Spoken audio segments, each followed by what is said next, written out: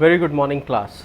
Today we will discuss chapter number 4 in chemistry, that is materials, metals and non-metals. Now when we talk about the materials, what are materials? Everything that we see around us, whether it is natural or man-made, it is a material. Now when we talk about the material, every material is made up of a simple unit that is termed as an element. What? It is termed as an element.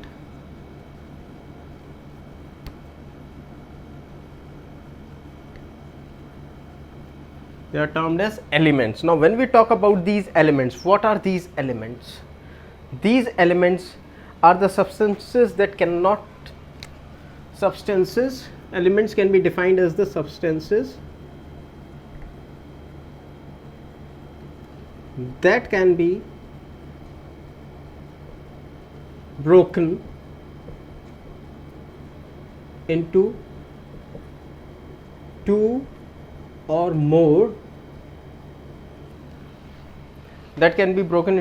or more simpler substances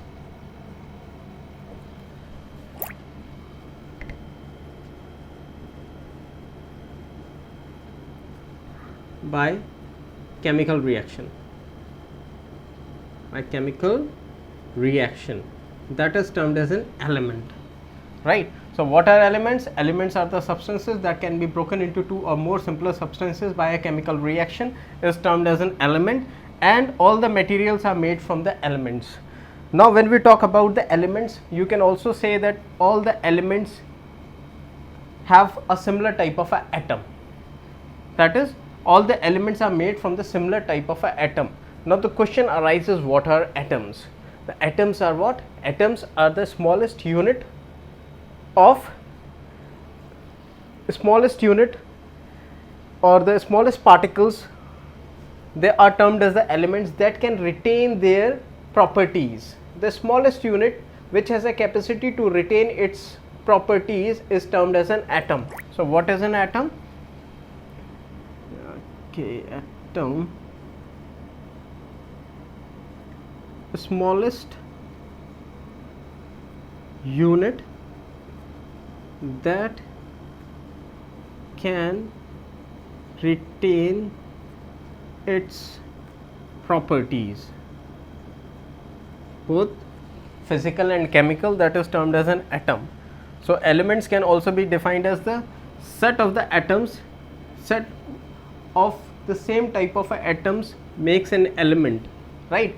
Now when we talk about these elements, there are hundreds of elements in the nature, right? Out of these elements, 92 elements are there that are naturally occurring, right? 92 elements are naturally occurring in our atmosphere. Now when we talk about the elements, they can be broadly classified into two.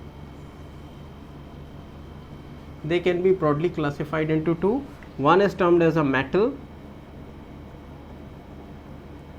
other is termed as a non-metals.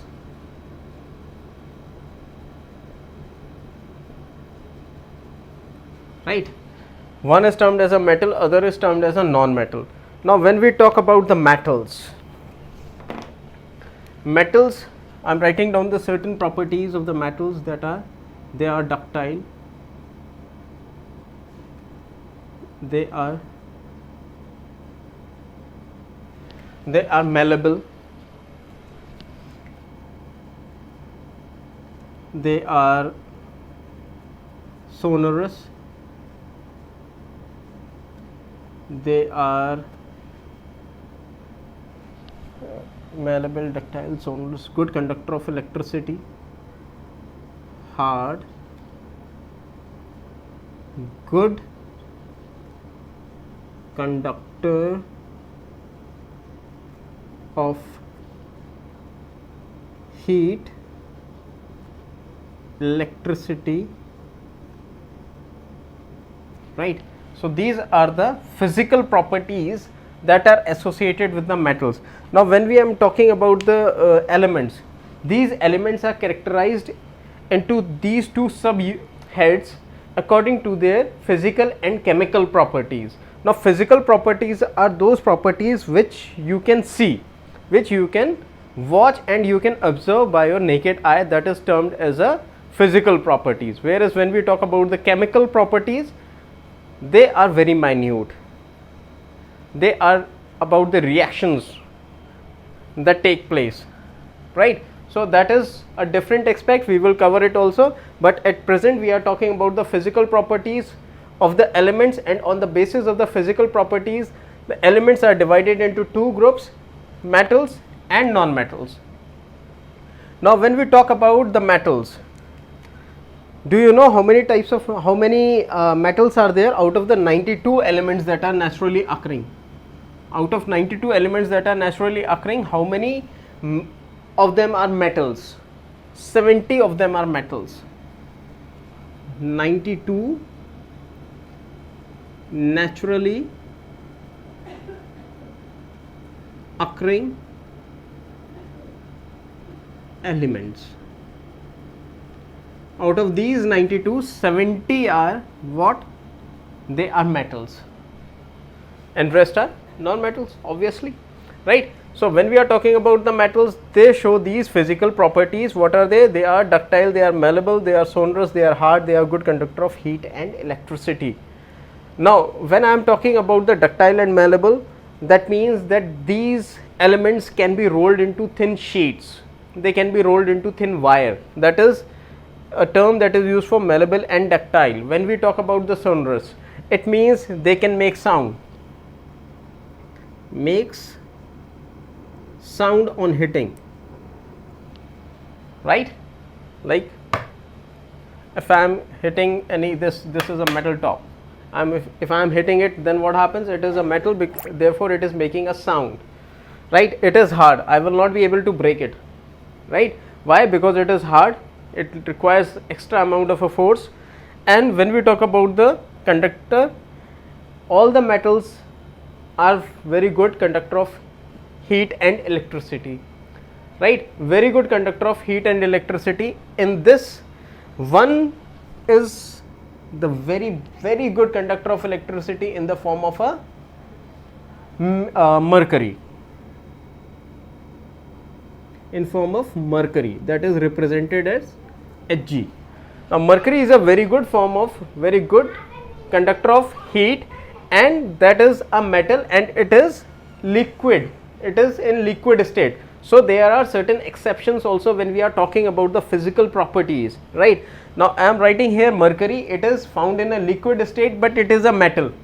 Why? Because it is very good conductor of heat, right? In the same way, when we talk about the metals, one is a liquid, this is liquid. I am writing it here so it would be easier for you to remember.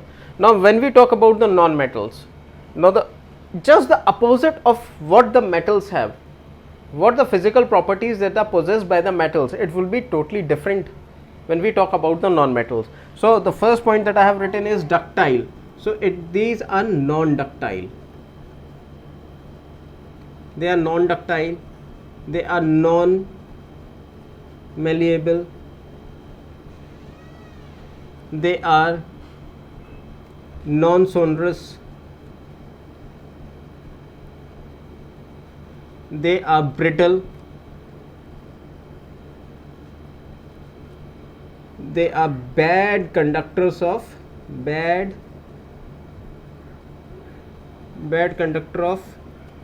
heat and electricity. They are bad conductor of heat and electricity. Non-ductile and non-malleable, that is they cannot be rolled into thin wires or very thin sheets. Non-sonorous, that is they are not going to make sound, as much sound as the metals are when they are hit. Why? Because they are solid, right? Brittle means that they are rigid. If you try to bend them, what will happen? They will break down easily, right? So that is brittle. They are bad conductor of heat and electricity. All the utensils that we use in the kitchen,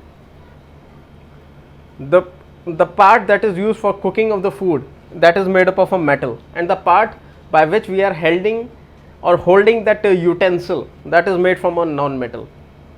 Why? Because they are bad conductor of heat. Therefore what will happen? The metal portion will heat up and it will cook food easily without consuming a lot of time. On the other hand, because it will become extremely hot, it will become difficult for the human beings to catch hold of that utensil. So what is the part? It is having a black color coating over it, and that is a non-metal, right? What is it? It is basically a bakelite, that is a kind of a plastic.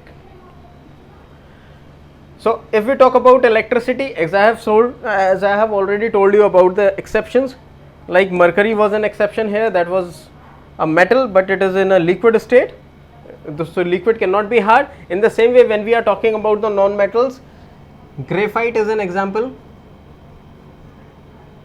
that is a good conductor of electricity, right? Graphite is a very good conductor of electricity.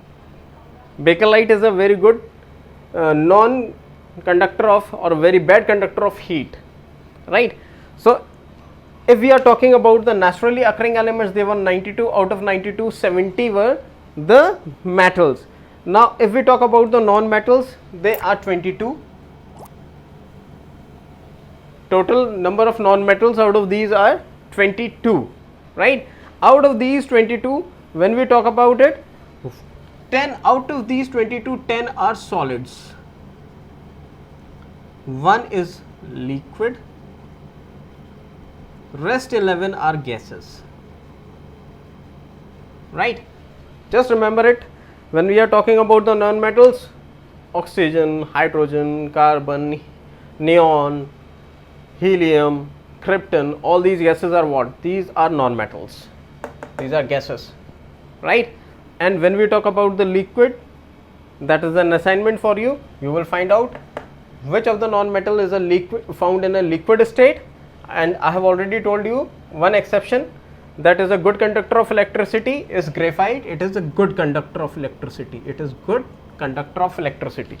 Now when we are talking about the physical properties, when majority of the elements were discovered, then emerged the third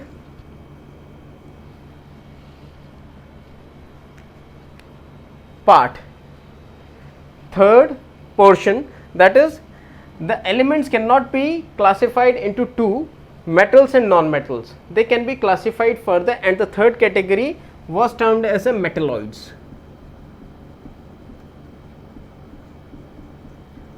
What are metalloids? Metalloids have the physical properties of both metals and non-metals. Those elements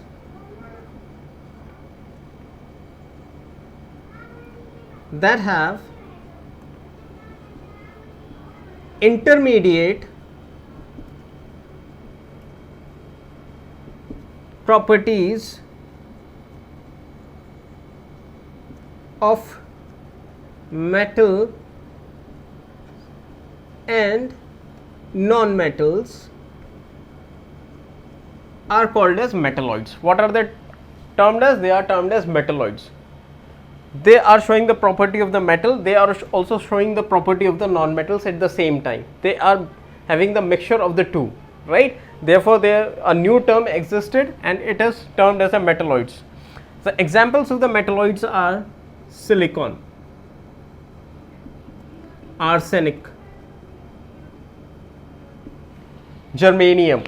All these are the examples of metalloids, right? I hope physical properties, classification of the elements on the basis of the physical properties is clear to you. In the next video we will discuss about the chemical properties. Till then, take care.